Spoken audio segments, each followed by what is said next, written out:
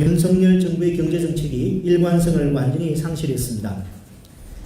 어제 정부는 다음 달부터 시행하기로 했던 2단계 스트레스 DSR, 즉 총부채 원리금 상환 비율 시행일을 9월로 연기했습니다.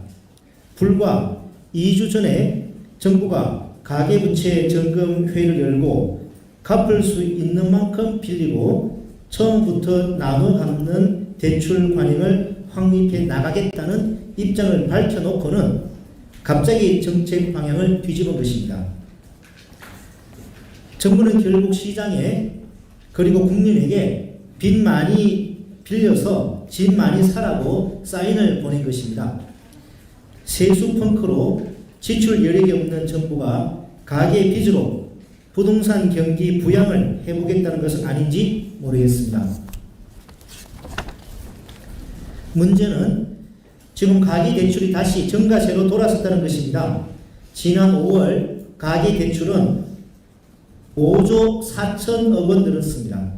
정가 폭이 4월과 비교해서 1조 3천억 원가량 확대되었습니다.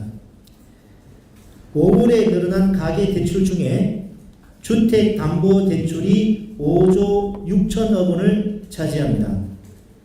신용대출 등 기타 대출이 2천억 원 줄어든 것과 대비됩니다.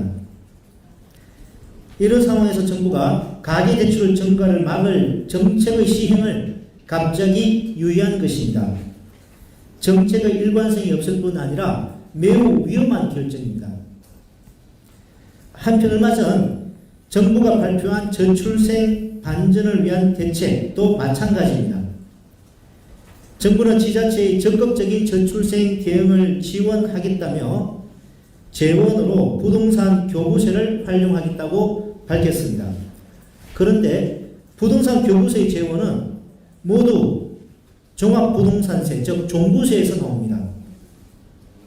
대통령실은 그동안 종부세는 완전히 없애거나 사실상 폐지해야 한다고 거듭 밝힌 바 있습니다. 그런데 폐지하겠다는 종부세의 세수를 재원으로 해서 어떻게 저출생에 대응하겠다는 것입니까? 그야말로 일관성이 없는 주먹구구식 대책이 아닐 수 없습니다. 이제 윤석열 정부의 경제정책은 콩으로 매주를 쓴다고 해도 믿을 수가 없을 지경입니다. 이러한 불확실성이 경제의 가장 큰 적입니다. 그리고 지금 우리 경제의 불확실성을 키우는 가장 큰 원인은 바로 윤석열 정부입니다. 불확실성과 더불어 또 하나의 큰 문제는 정부의 경제 정책이 결국 최악의 목적지로 향해 가고 있다는 것입니다.